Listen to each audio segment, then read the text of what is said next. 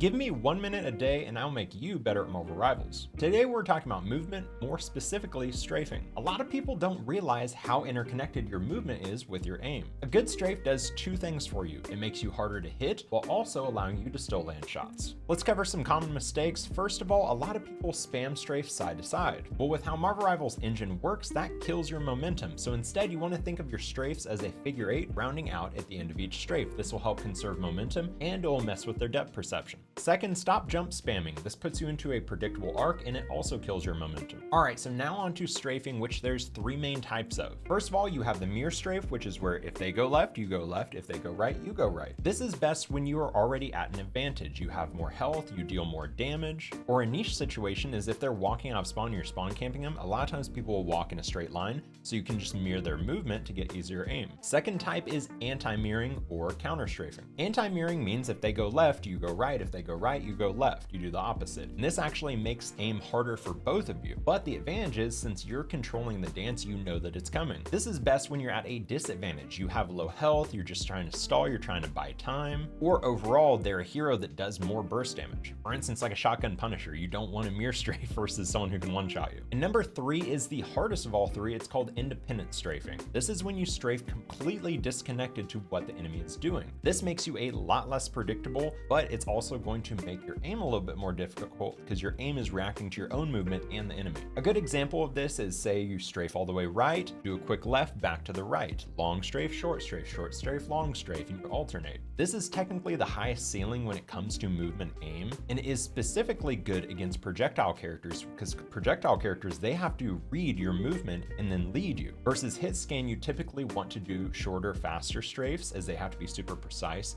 but against projectile characters, this independent strafe can be very strong. At the end of the day, the important part is realizing what strafe the enemy is doing and what strafe you're doing. Being able to read the enemy is what allows you to pick which strafe you want to do. It needs to have some rhyme or reason. You shouldn't just be doing things randomly. And if you'd like to continue improving a little bit every single day, make sure you drop a follow.